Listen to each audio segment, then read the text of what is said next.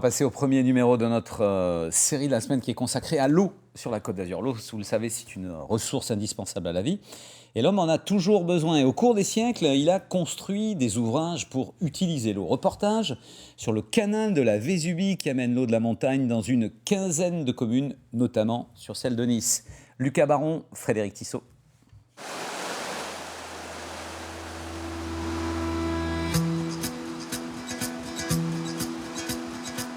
C'est au pied des montagnes qu'une belle histoire commence.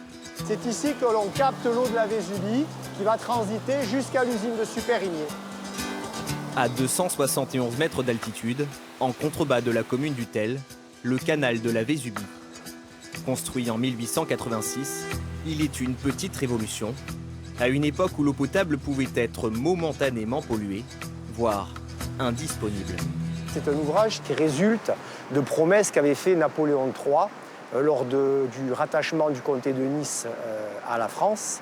Il avait promis d'améliorer l'alimentation en eau de la ville de Nice. Sous le regard bienveillant de la nature, l'or bleu s'écoule par simple gravité le long de la vallée. Non soumise aux polluants et pesticides, l'eau subit tout de même une clarification légère. Ceux des sableurs ralentissent son débit et entraînent la chute des particules de sable.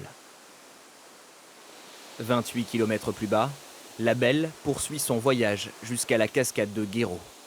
L'eau que vous voyez derrière moi, c'est l'eau qui a été captée il y a environ 7h, 7h30 à Saint-Jean-la-Rivière et qui va continuer sa route jusqu'à l'usine de Superigné où elle va être traitée avant d'être consommée par les gens de la ville de Nice. Superigné constitue la dernière étape avant la distribution. Une partie est stockée dans ces grandes baignoires de béton, l'autre est décantée, tamisée et filtrée, puis désinfectée à l'ozone, avant d'arriver dans votre robinet. L'usine de Superigné, qui est la principale usine traitant l'eau de la Vésubie, elle traite environ 30 millions de mètres cubes par an. Et il faut savoir que le canal alimente également une usine secondaire qui se trouve sur le col de Villefranche, et qui alimente, elle, une partie de la principauté de Monaco et les communes de l'Est métropolitain. Et cette seconde usine traite 10 millions de mètres cubes d'eau.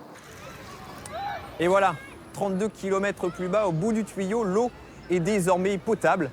Bon à savoir, à Nice, la Vésubie n'est pas la seule source d'approvisionnement. On peut aussi puiser dans les nappes phréatiques du Var.